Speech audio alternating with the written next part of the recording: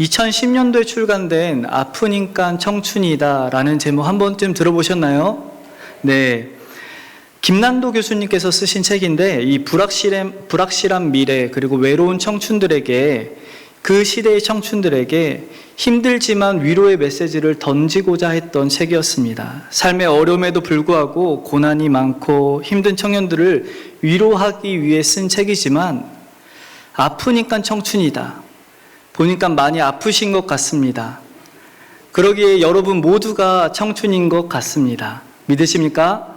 우리가 청춘의 삶을 살고 있고 하나님께서 이런 청춘의 삶 가운데 임하시고 날마다 이끌어가는 줄 믿습니다. 이런 측면에서 오늘 엘리야 역시도 청춘의 삶을 살고 있는 것 같습니다.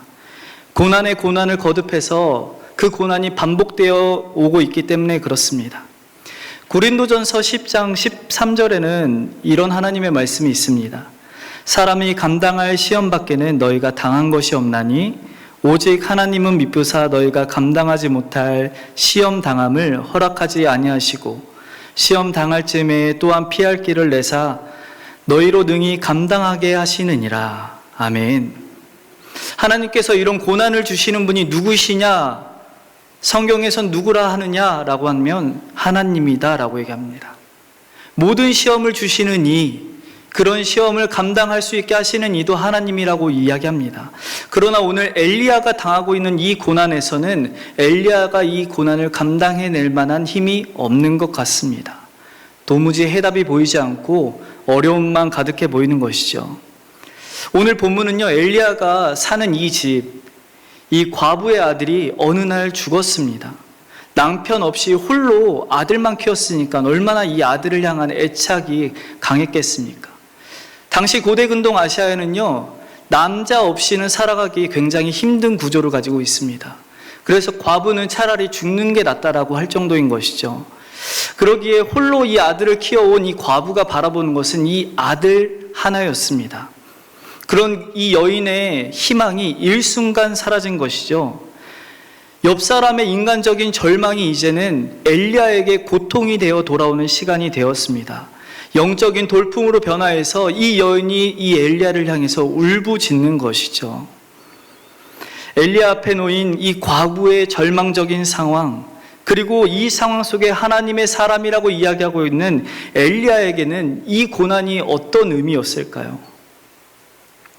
하나님이 이 고난 속에 있는 엘리야에게 아마 이렇게 물었을 겁니다. 엘리야야, 너는 이 상황에서 어떻게 하겠니? 어떻게 이 문제를 돌파할 수 있겠니? 물었을 것입니다. 어느 날 들이닥친 지독하기 짝이 없는 이 고난 가운데, 이 절망적인 상황 속에서 인간적인 이 엘리야는 사실 할 말이 없었을 것입니다. 아마 이렇게 답변했을 거예요. 하나님, 저 뭐 잘못했습니까? 왜 자꾸 이렇게 고난만 주십니까? 왜 자꾸 이런 상황으로 저를 내모십니까? 어떻게 해야 된단 말입니까? 라고 되묻지 않았겠습니까? 이렇게 말하고는 아마 몸을 일으켜서 도망가고 싶었을 것이다 라는 것이 제 생각입니다. 왜냐하면 엘리야와 우리가 같은 성정을 가진 사람이기 때문에 그렇습니다. 그러나 엘리야는 인간적인 생각이 드는 이 순간에 이 벼랑 끝 낭떠러지로 떨어져 가고 있는 이 여인을 향해서 손을 내미는 것이죠. 영적인 벼랑 끝에 떨어지고 있는 이 여인을 향해서 주님의 이름으로 그 여인을 일으켜 주시는 것입니다. 사람의 힘으로는 도무지 아무것도 할 수 없는 이럴 때 이 일을 감당하기 위해서 자신의 아들을 내게 주라며, 네 아들을 내게 달라라며 이 여인을 향해서 외치고 있는 것이죠. 여러분은 이미 엘리야에 관해서 많이 알고 계시겠지만 그래도 엘리야에 관해서 간단하게 살펴보려고 합니다. 엘리야는 아하방 때 족보도 없고 경력도 없이 갑자기 등장한 인물입니다. 성경에서요, 어떤 인물을 등장시킬 때는요, 그 사람의 부친이 누구인지 아니면 어디 사람인지 그 내력이 어떠한지를 소개합니다. 가령 선지자나 사도를 소개할 때는 부친의 이름이 등장하는 것이죠. 그들의 족보가 등장을 합니다. 그래서 그 집안 사람이 어떤 내력을 갖고 있는지를 상기시켜 주는 것이죠. 그러나 이 엘리야는 특별한 가정 배경을 설명하고 있지 않습니다. 아마 성경 저자가 소개할 필요성을 못 느꼈든지 아니면 특별한 가정 배경이 없든지 둘 중 하나인 것 같습니다. 그저 간략하게 이렇게 얘기합니다. 길르앗 사람, 디벳 사람, 엘리야. 길르앗 지방 디벳 사람 엘리야로 소개하는 것이죠. 그의 아버지가 누구이고 그의 가정은 어떠했는지에 대해서 전혀 알 수 없게 해두었습니다. 그러기에 우리는 그가 태어난 곳이 어떤 곳인지, 그가 어떤 환경에서 살았을지 한번 생각해 볼 수 있습니다. 길르앗은 요단 동편에 위치한 곳이었습니다. 대부분의 이 이스라엘 백성들은 요단 서쪽, 예루살렘이 있는 요단 서쪽에 살았는데, 그곳에는 가나안 족속과 함께 섞여 살았기 때문에요, 하나님과 바알을 함께 섬기는 것이 당연했습니다. 그러나 이 길르앗은 요단 동편에 있었기 때문에 가나안 이방 종교 문화가 크게 흥행하지 못하고 성행하지 못했던 것이죠. 다시 말해서 요단 서쪽 가나안을 중심으로 하고 있는 이 이스라엘 백성들은 하나님을 버리고 바알 우상을 섬기는 일에 만연해 있다라고 얘기한다면, 이 엘리야는 길르앗에서 하나님만 오롯이 섬기는 지방에서 지금 자라왔다라고 얘기하는 것입니다. 그러한가 하면 이 엘리야의 이름을 한번 보십시오. 엘리야. 우리가 자녀의 이름을 지을 때 어떻게 짓죠?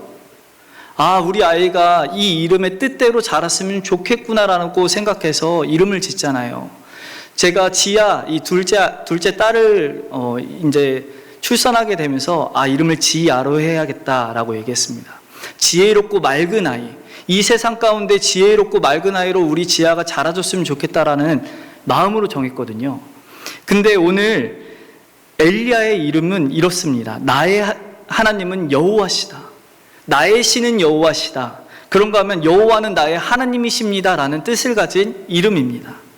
이 두 가지를 종합해 보면, 앞서 말씀드린 길르앗 지방과 이 엘리야의 이름을 종합해 본다면, 당시 이스라엘 사람들, 특히 서쪽에 있는 가나안 쪽에 있는 사람들은 하나님과 바알을 동시에 섬기고 있음에도 불구하고 길르앗은 여호와 신앙을 고수하던 사람들이 모여 있던 곳, 그리고 그의 이름은 여호와는 나의 하나님이다 라는 것을 봤을 때, 이 엘리야는 정말 하나님의 말씀을 따라 자신의 신앙을 고수하고 있던 그런 사람이다라고, 그렇게 하나님을 향해서 열심을 품은 사람이라고 추측해 볼 수 있는 것이죠. 신앙의 엄격함을 체득하면서 이 엘리야가 하나님을 향해서 열심을 품었습니다. 그런데 그를 다루는 하나님의 손길이 예사롭지 않은 것이죠. 구약을 대표하는 모세는 몇 년간 광야 생활을 했죠? 40년입니다. 그런가 하면 바울은 다메섹 도상에서 주님을 만나고 나서 주님의 일을 감당하기 전까지 약 3년간 훈련을 받습니다. 모세에겐 40년 광야 생활이 훈련이었고 바울에게는 3년의 시간이 훈련 기간이었다면, 오늘 엘리야도 지금 절체절명이라는 위기 속에서, 고난이라는 위기 속에서 훈련받고 있다라는 것이죠. 그렇게 훈련 속에서 엘리야를 하나님의 사람으로, 정말 참된 그리스도인으로 한 단계 한 단계 하나님께서 밟아나갈 수 있도록 이끌고 있다라는 것입니다. 처음에 하나님은 이 엘리야를 부르셔서 그 전에 모든 사람보다 악한 왕 아합 왕에게 비와 이슬이 절대 내리지 않을 거라고 선포해 했습니다. 선포했으면 이제 뭐 해야 되겠습니까? 하나님의 일을 감당해내야죠. 그런데 어찌된 일인지 하나님께서 엘리야를 숨겨버리시는 것이죠. 하나님께서 그를 훈련의 장소인 그릿 시내가로 숨기셨습니다.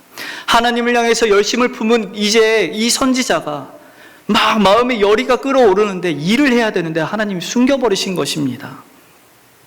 19장 10절입니다.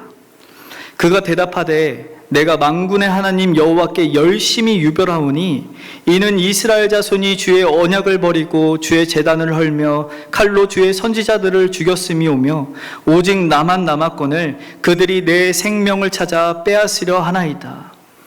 하나님을 향해서 이 엘리야가 열심을 품고 살았습니다. 얼마나 하나님께서 주시는 이 마음으로 감당하고 싶었겠습니까?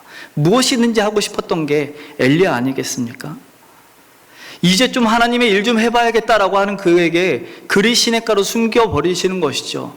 하필 숨기는 곳이 시냇가입니다. 비가 오지 않도록 기도해서 비가 오지 않도록 하나님께서 선포했는데 어디로 숨기셨다고요? 시냇가로 숨기신 거죠. 먹을 것이 하나도 없는 그곳입니다. 그곳은요, 훈련을 통해서 전적으로 하나님만 의지하도록 하나님이 만드신 것이죠. 사람의 방법이 아니라 하나님의 방법입니다.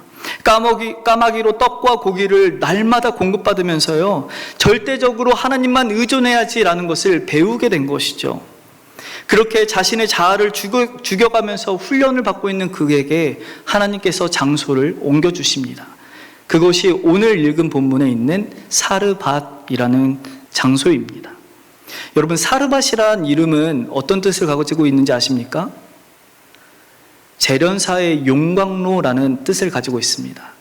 그러니까 칼을 다듬기 위해서 많은 이 대장장이가 용광로에 쇳덩이를 집어넣는 것처럼, 금이 정금이 되기 위해서 그 불구덩이에 집어넣는 것처럼 재련사의 용광로다라고 뜻하고 있는 것이죠. 그런데 이 사르밧이 위치한 곳이 굉장히 특이한 곳입니다. 두로와 시돈 사이에 있습니다. 당시 두로와 시돈 그리고 이 사르밧으로 가는 것은 이스라엘 백성들에게 굉장히 위험한 행동 중에 하나였습니다. 특별히 오늘 엘리야에겐 더 큰 위험이 있었습니다. 왜냐하면 바알 종교의 심장부이기도 하면서 동시에 엘리야의 목을 치려고 찾고 있는 이 이세벨, 그 이세벨의 부친이 있었던 곳이 바로 이 사르밧이기 때문에 그렇습니다. 다시 말해 엘리야가 지금 들어갔던 이 사르밧은 적진 한가운데라는 것이죠. 하나님께서 그를 숨기시려거든 적이 없는 곳으로 숨기셨어야 되는데 등잔빛이 어두워서 그런지는 모르겠습니다. 하나님이 적진 한가운데 엘리야를 향해서 가라 명하셨던 것이죠. 이런 적진 한가운데 이 엘리야가 순종하는 마음으로 갔습니다. 그런데 그곳에서 가장 연약한 과부를 만나라고 하나님이 또한 명령하시는 거죠. 엎친 데 덮친 격입니다. 정말 말도 안 되는 일인 것이죠. 정말 사르밧이란 이름 그대로 하나님께서 이 엘리야 한 사람을 연단시키기 위해서, 훈련시키기 위해서 용광로에 집어넣고 있는 상황이라는 것입니다. 그런 그가 굴하지 않고 순종하며 나아갑니다. 오늘 본문에서 엘리야가 이 사르밧 과부를 만나러 갈 때 하나님께 이 과부는 어떤 사람입니까? 묻지 않습니다. 그만큼 이 앞전에서 하나님께서 보여주신 능력 때문에 하나님의 말씀에 신뢰하고 믿음으로 순종해야지 하고 나아갔을 수 있을 것입니다. 그리고 어쩌면 이 그리시네가에서 까마귀 통해서 밥 먹는 것보단 과부가 낫겠지, 그렇지 않겠습니까?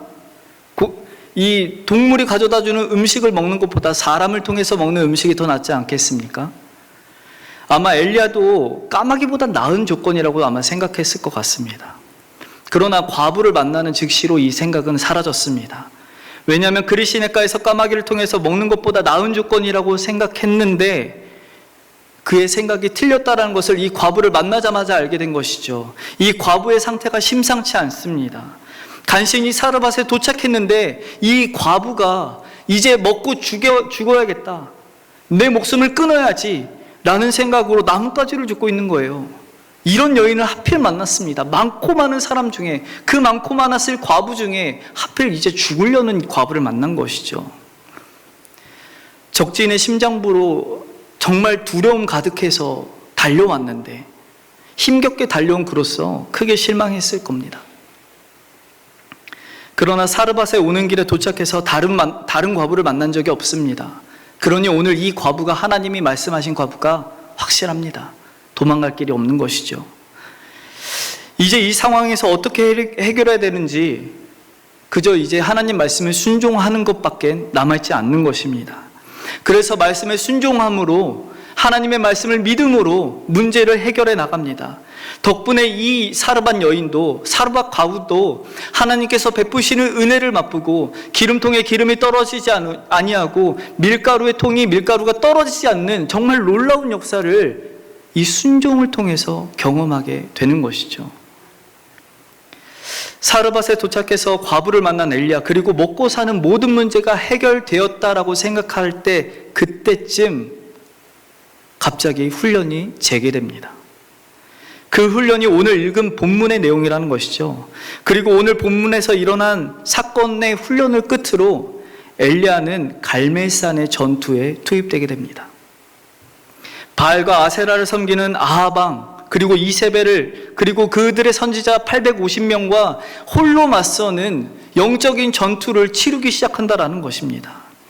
하나님께서 이러한 영적인 전투를 앞두고 이 엘리야를 향해서 훈련시키고 있는 모습이 오늘 이 본문이다라고 얘기하는 것이죠. 하나님께서는 어떻게 이 엘리야가 훈련되어지길 원했기에 오늘 이런 훈련을 그에게 갖게 하셨을까요? 엘리야가 이 훈련을 통해서 어떤 모습을 갖추었는지 살펴보므로 우리가 갖추어야 될, 정말 우리가 그리스도인으로서 갖추어야 될 모습이 어떤 것인지 한번 살펴보려고 합니다. 첫 번째는 그리스도인은 타인을 공감하는 자라는 것입니다. 먼저 19절 20절에 이 상황을 놓고 엘리야가 하나님께 부르짖는 이야기를 우리가 볼 수 있습니다. 19절 20절입니다.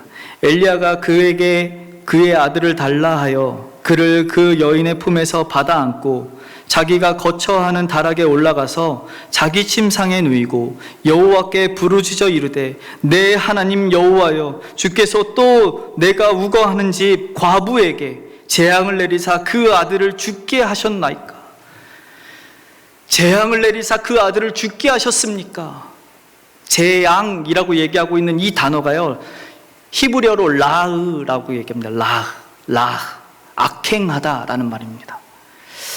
재앙으로 해석된 것은 오늘 본문밖에 없습니다. 모든 성경이 이 단어를 재앙이 아니라 악행이라고 얘기하고 있는 것이죠. 그럼 다시 해석해 본다면, 하나님, 그녀의 아들이 죽도록 악행하셨습니까? 하나님 악을 행한 겁니다 라고 얘기하고 있는 것이죠. 이렇게 하나님의 하신 행동은 악행이라고 울고불고 부르짖고 있다라는 것이죠. 그럼 엘리야가 한 이 말을 우리는 어떻게 해석해야 될까요? 엘리야가 지금 무슨 말을 하고 있는 것입니까? 하나님께 따지고 있는 것입니까? 아니면 믿음이 소멸돼서 불신하는 불신자와 같이 행동하고 있는 것입니까? 이전까지 훈련을 그렇게 잘 받아놓고 이제는 자신의 일도 아닌데 그것이 마치 자신의 일인 것 마냥 하나님 악행하십니까? 라고 얘기하고 있는 겁니까? 그런데 오히려 이 부르짖음이 이 과부가 엘리야에게 했던 말과 굉장히 비슷한 면을 보게 합니다. 마치 여인이 엘리야에게 호소한 것처럼 엘리야는 여호와 앞에 이 문제를 가지고 부르짖으며 호소하고 있다라는 것이죠. 다시 말해 그녀의 아들이 죽도록 악행하셨습니까? 라는 이 외침은 불신앙이 아니라 그녀의 마음을 가지고 그녀의 마음에 동감하여 그녀의 마음과 함께 지금 주님 앞에 공감하며 외치고 있다라는 것이죠. 그는 고통과 슬픔 중에 있는 이 과부가 자신에게 쏟아냈던 이 말 한마디 한마디를 흘려내지 않았습니다. 흘려버려버리지 않았다라는 것이죠. 자신의 마음에 그 순간부터 깊이 새겨놓았습니다. 그리고 여인이 엘리야에게 한 말을 고스란히 기도의 내용으로 바꾸는 것이죠. 다시 말해서 19절, 20절은 엘리야가 믿음이 없어서 쏟아내고 있는 원망이 아니라 제발 이 여인의 고통과 아픔을 하나님 들어주십시오. 나의 아픔이고 나의 고통입니다 라고 얘기하고 있는 그의 간청이고 그의 공감이었습니다. 이것이 훈련을 거듭하며 갖추게 된 엘리야의 능력이라는 것이죠.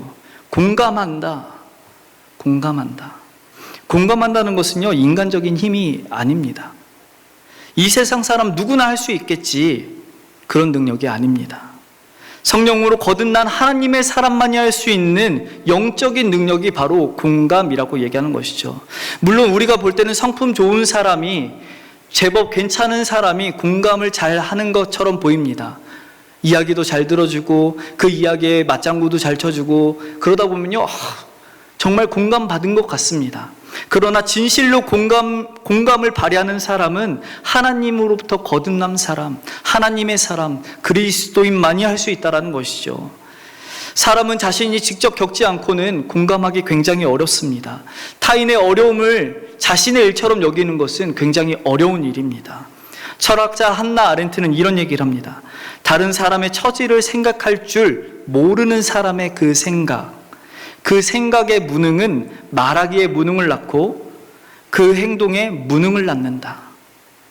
다른 사람의 처지를 이해하지 못한 사람은 그 사람의 입술에서 나오는 모든 말이 무능하고, 그리고 이 무능한 말을 하고 있는 이 사람은 그 행동 역시도 무능하다라고 얘기하는 것이죠. 극단적인 예로 한 뉴스에서 공감 능력의 부재는 사이코패스의 원인이다라고 얘기합니다. 사이코패스의 특징, 공감 능력이 부재하다라는 것이죠. 사이코패스는 타인의 감정과 고통에 대해서 완전히 무감각해진 사람들이 나타나는 현상이거든요. 그렇기 때문에 타인에게 피해를 입혀도 전혀 고통을 느끼지 않습니다. 자각도 없습니다. 후회도 없는 것이죠. 공감 능력이 없으므로 정상적인 사회적 관계를 맺기도 어렵습니다. 그저 충동적인 쾌락만이 그에게 남아있는 것이죠. 여기 계신 분들은 사이코는 아니지만 나만 아니면 돼라는 우리는 개인주의 사회에서 살아가고 있습니다. 내 옆 사람의 고통이 나만 아니면 되지. 저 사람 아프게 된 거 참 딱하지. 근데 내가 아니니 다행이네. 이런 마음이 우리 마음 저변에 깔려있지 않습니까? 이것이 타락한 인간의 한계이고 현실입니다. 우리가 가진 한계라는 것이죠. 인간의 죄의 결과는 단절입니다. 먼저는 하나님과의 단절이고 그 다음 사람과의 단절이라는 것이죠. 죄로 인해 단절된 우리가 나타난 현상이 이 단절로 가지고 오게 된 현상이 무엇이냐? 바로 공감의 부재라는 것입니다. 우리가 많은 사람들 속에서 섞여 살고는 있지만 외로우시잖아요.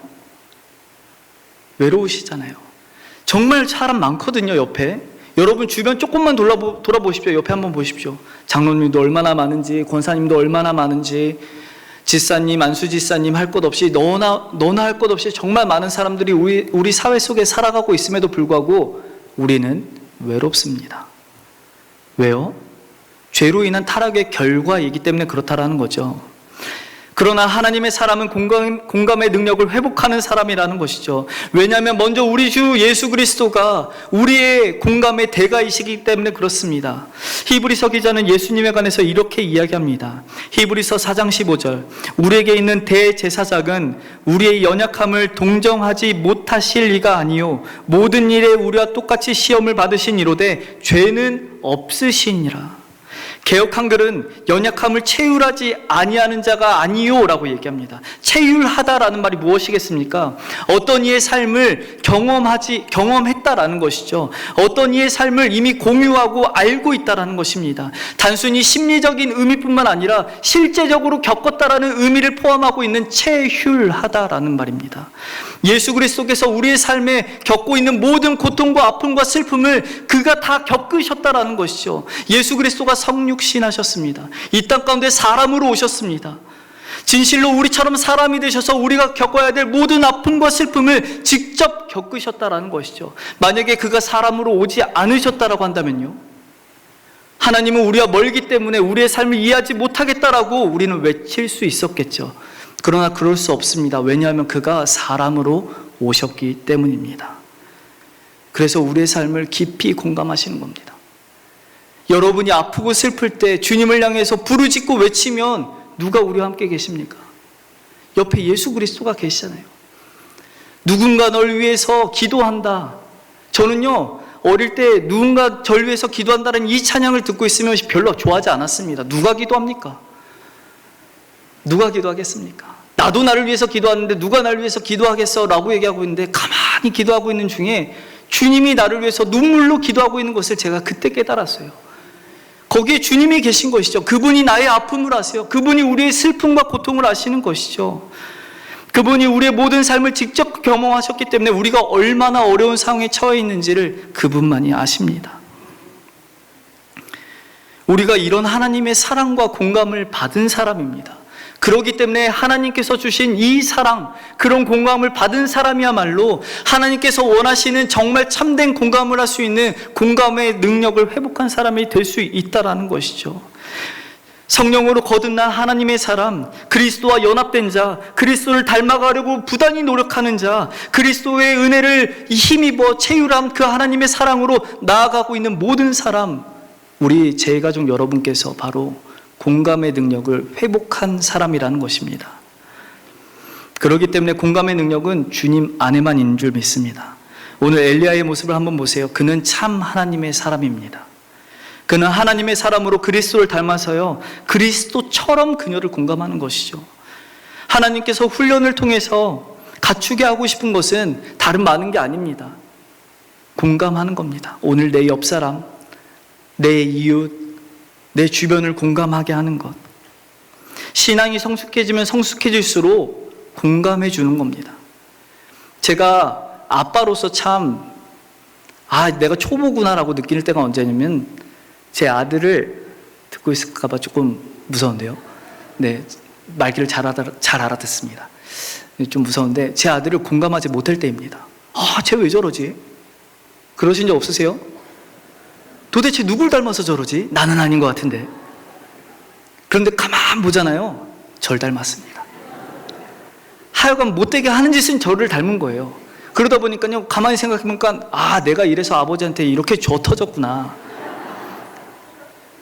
그때부터요, 우리 아들을 향한 긍휼의 마음이 생기는 거예요. 불쌍한 마음이 생기는 거예요. 우리 아들의 인생을 제가 공감하기 시작한 거예요.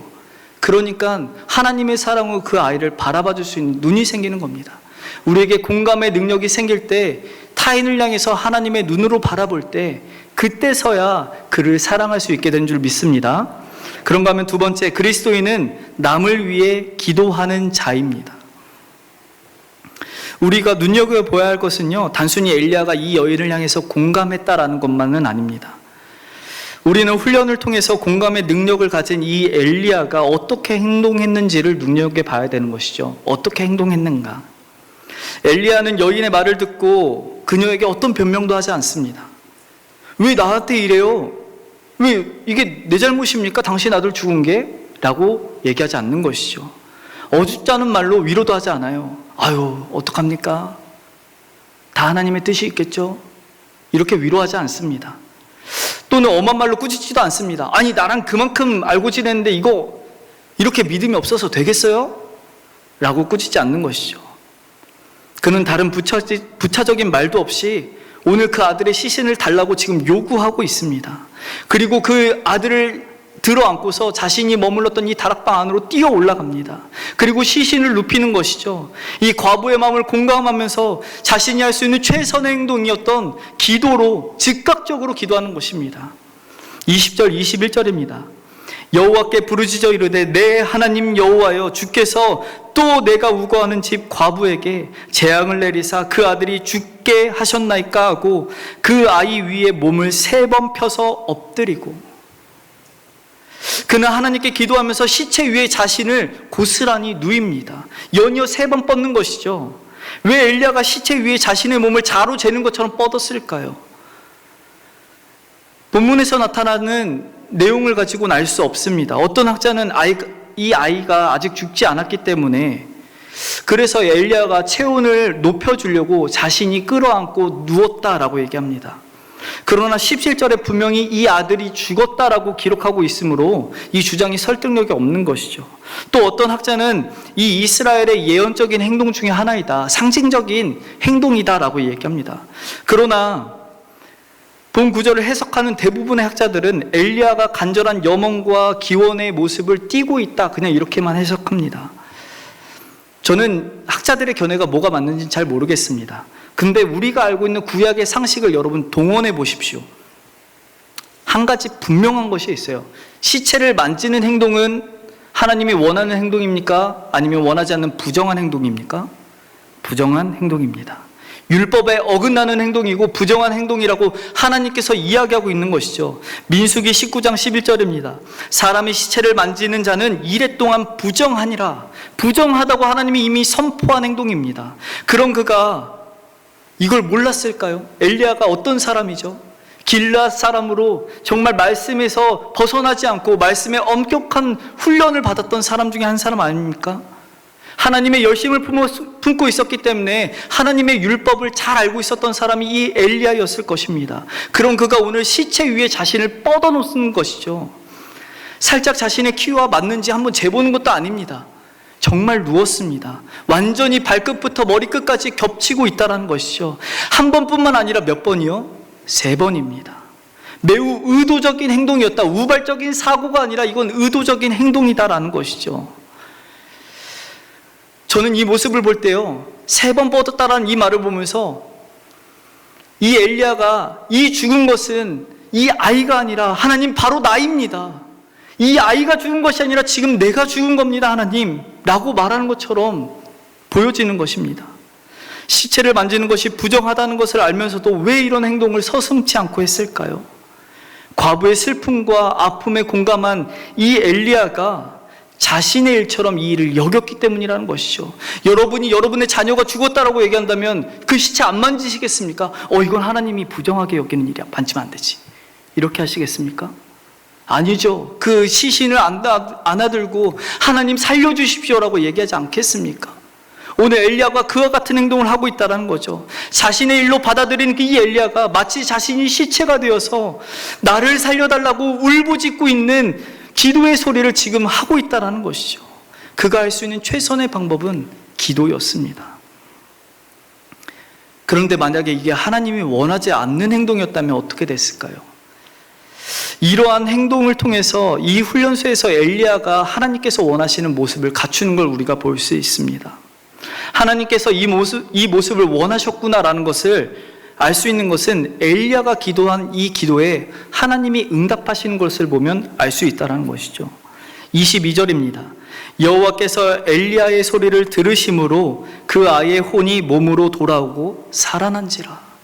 만약에 이 일이 부정하고 잘못된 일이고 하나님께서 원하지 않는 행동이었다면 그 기도 이루어지겠습니까? 이루어지지 않는 것이죠. 결코 하나님 들으지 않으시겠죠. 그러나 오늘 하나님께서 그 기도를 들으시고 응답하셔서 이 아이가 살아났습니다.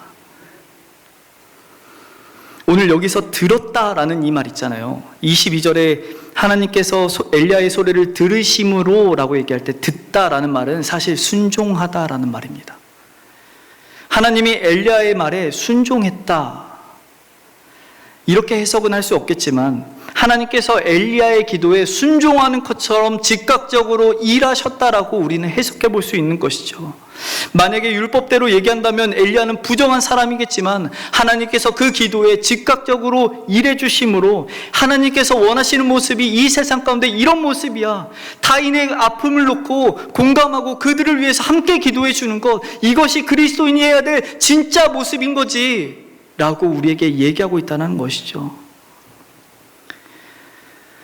로마서 8장 34절엔 우리 주 예수 그리스도를 향해서 이렇게 이야기합니다. 누가 정죄하리요? 죽으실 뿐 아니라 다시 살아나신 이는 그리스도 예수시니 그는 하나님 우편에 계신 자요 우리를 위하여 강구하시는 자니라.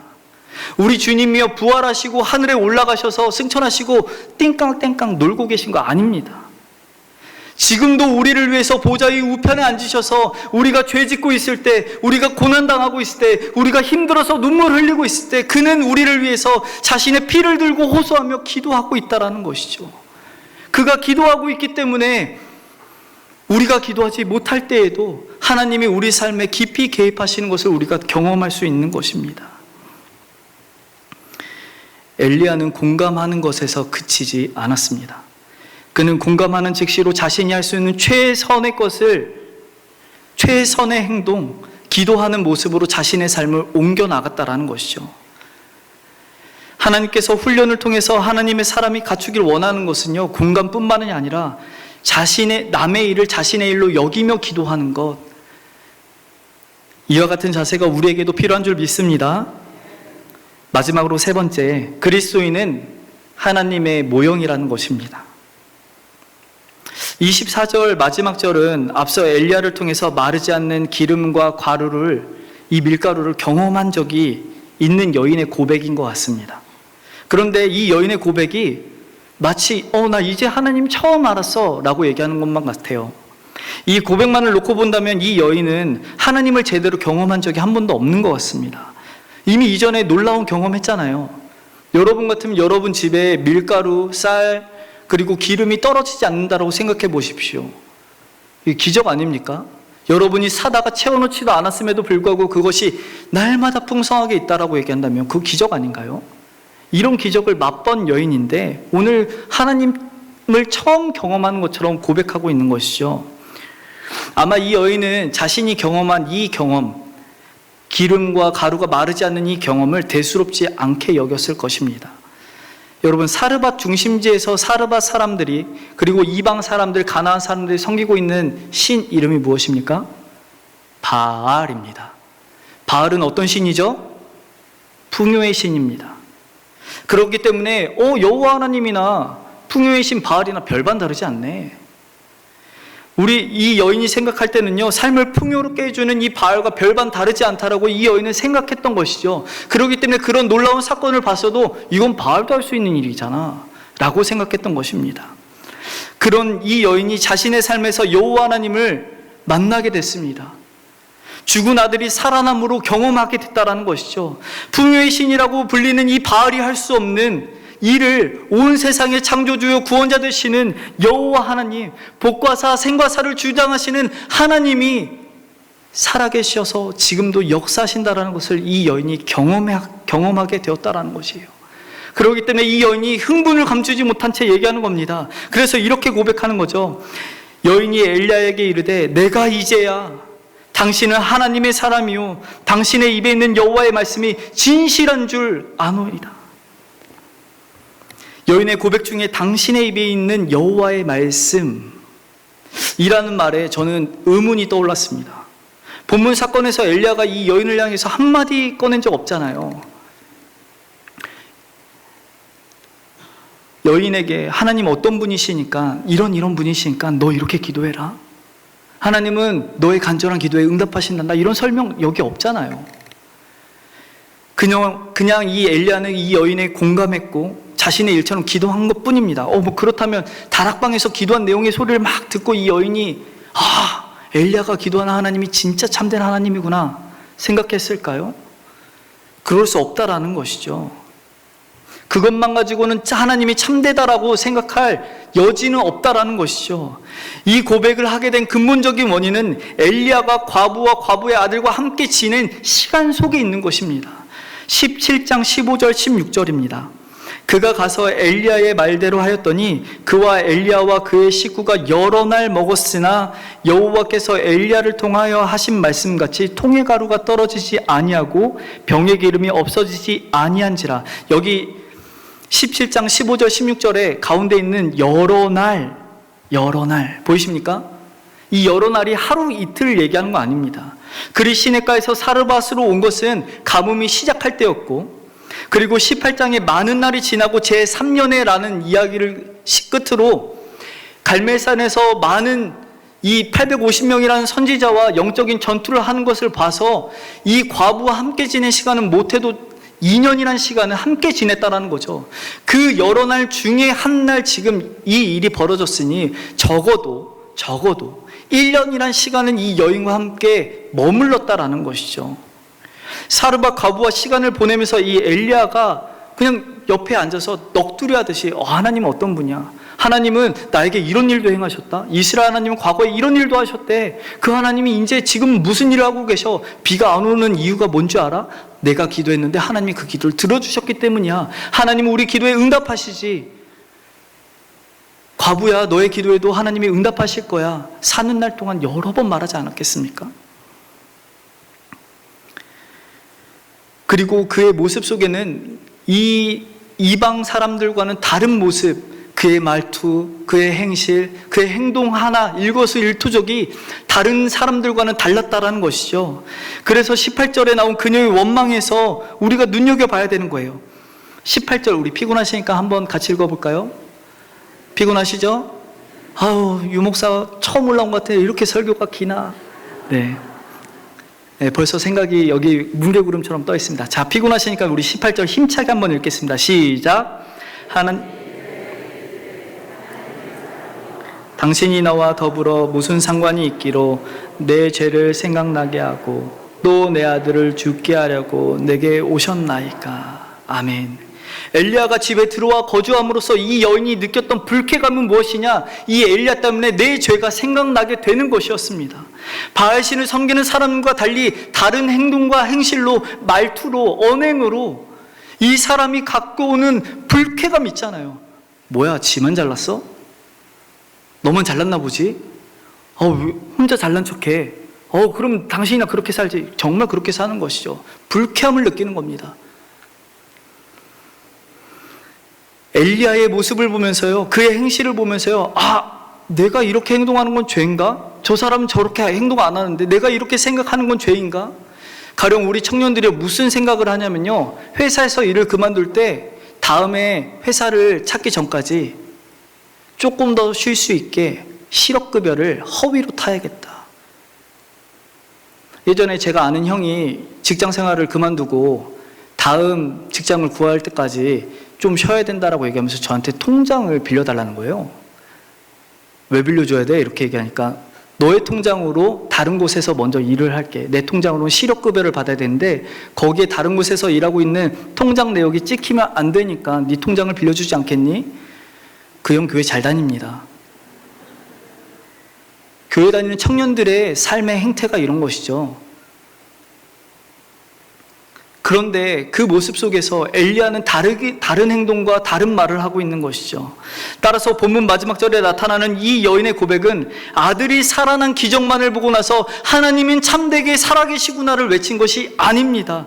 여러 날 동안 함께 지냈던 그 엘리야의 모습, 그리스도인의 모습, 하나님의 사람의 모습을 보면서 하나님은 참되게 계시구나, 그는 진실로 여호와 하나님이시구나, 언약에 신실하셔서 우리의 기도에 응답하시고 약속을 지키시는 분이시구나 알았다라는 것이죠. 엘리야는 하나님의 사람으로 하나님의 영광을 그의 삶으로 드러내는 사람이었습니다.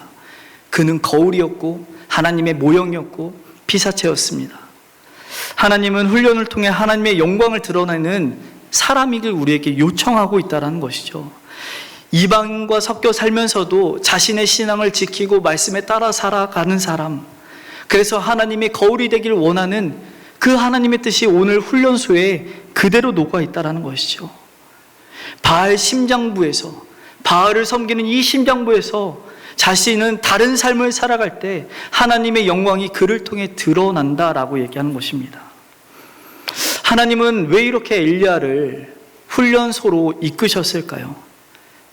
아마 그것은 엘리야에게 남아있는 영적인 전투였기 때문에 그럴 것입니다.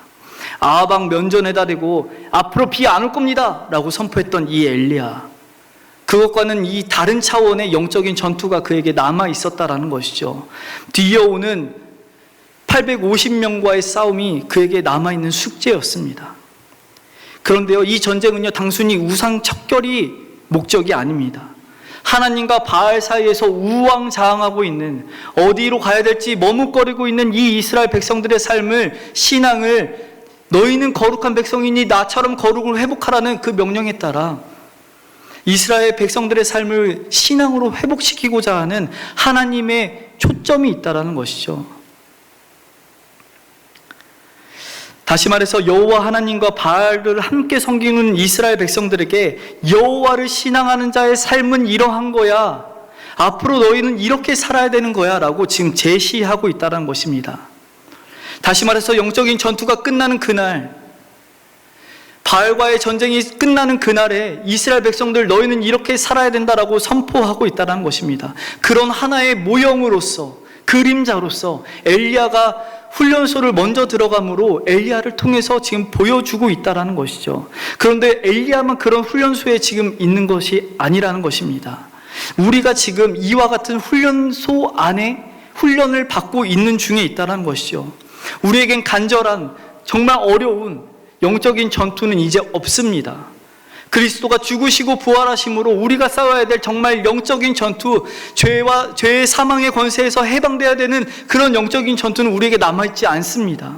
그렇기 때문에 이제는 우리의 신앙을 회복하고 하나님의 백성답게 살아가야 될 의무가, 그 목적이 우리에게 있다라고 얘기하는 것이죠. 하나님께서 엘리앗을 사르밧으로 가라 명하신 것처럼 하나님께서 여러분 한 사람 한 사람을 세상 가운데 가라고 명령하고 있다는 것입니다. 그리스도는 세상 밖에서 떨어져서 혼자 살아가는 자들이 아니라 세상 안에서 그리스도와 함께, 세상과 함께 머물러 있는 그리스도인이다라고 얘기하는 것이죠. 우리는 이미 훈련소 안에 들어와 있습니다. 세상이란 거대한 훈련소 안에 하나님의 복을 누리고 있는 우리 말고 이미 아픔과 슬픔과 절망과 좌절로 빠져있는 많은 세상 사람들이 우리 주변에 포진되어 있습니다. 내가 있는 그곳이 하나님이 보내신 훈련소라는 것이죠. 그 안에서 함께 있는 지체들, 학교의 학우들, 그리고 직장 동료, 사업장에 있는 직원들, 마음에 무거운 짐을 가지고 날마다 괴로워하고 있는 그 사람이 있는 곳이라면 그곳이 하나님이 나를 보낸 훈련소라는 것입니다. 하나님께서 우리를 훈련소로 보내신 이유가 무엇이겠습니까?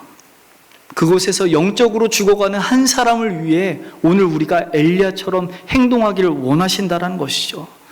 여러분도 영적으로 침체되어 있을 때, 정말 이젠 죽겠구나라고 얘기하는 그 고난의 속에 있을 때 기도가 입 밖으로 나오시던가요?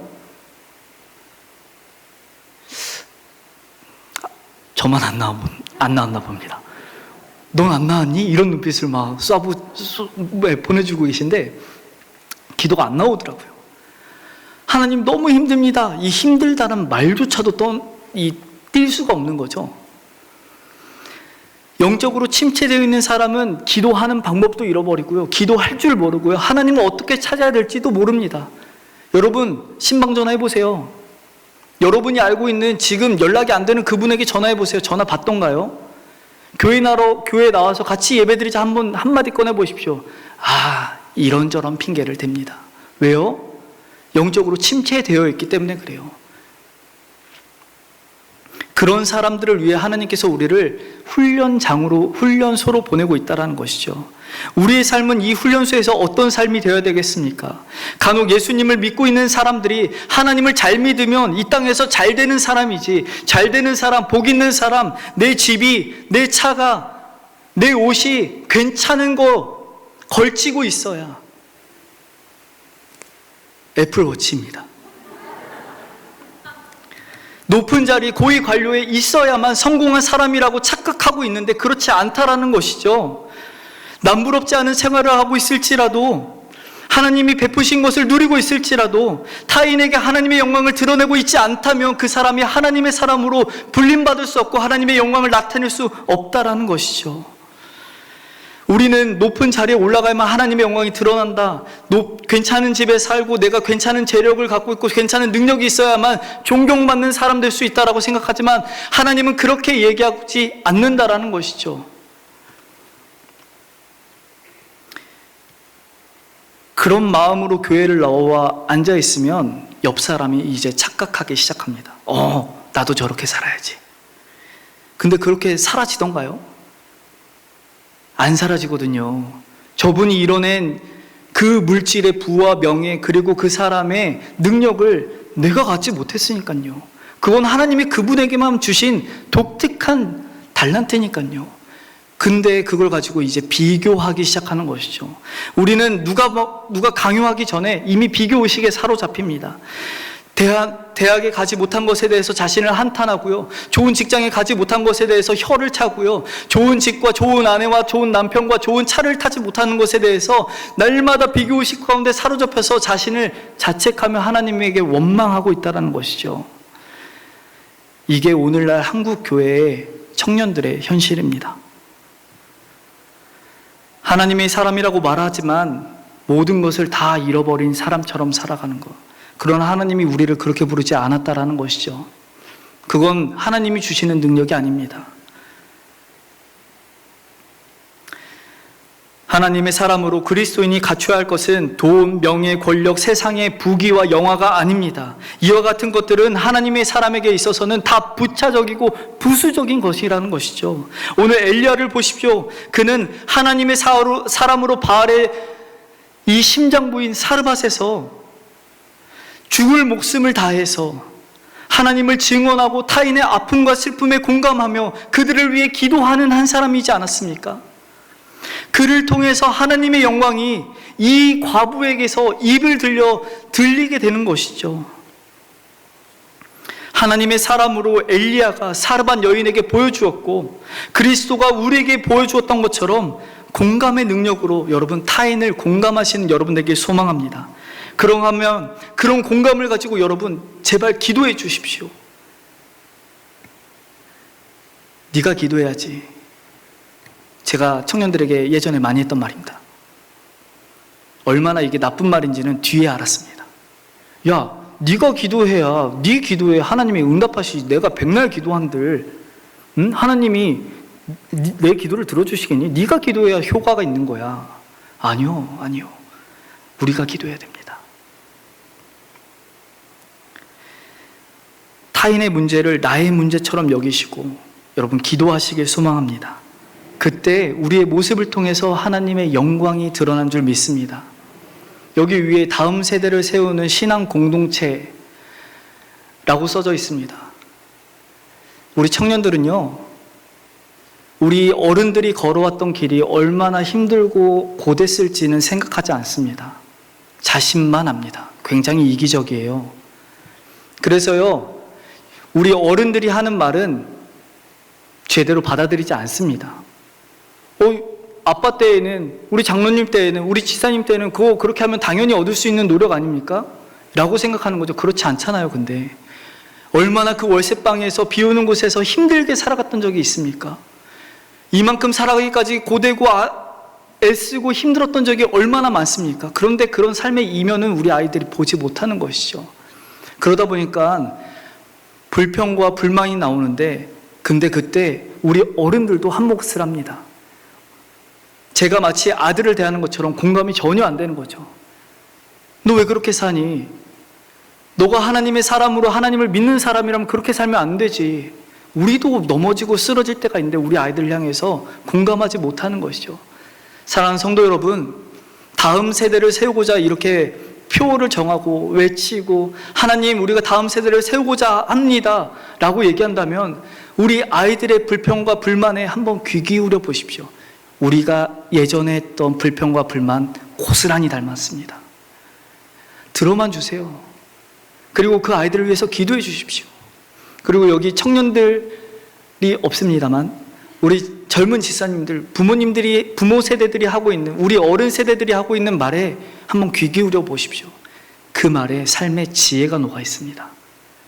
들으시고 자신의 일로 여기시고 기도하며 살아갈 때 우리 인천제일교회 다음 세대뿐만 아니라 우리 어른들도 하나님께서 부어주시는 풍성한 은혜가 차고 넘칠 줄 믿습니다. 이같이 너희 빛이 사람 앞에 비치게 하여 그들로 너희 착한 행실을 보고 하늘에 계신 너희 아버지께 영광을 돌리게 하라. 아멘. 주님께서 우리의 삶을 통해 영광 받으실 줄 믿습니다.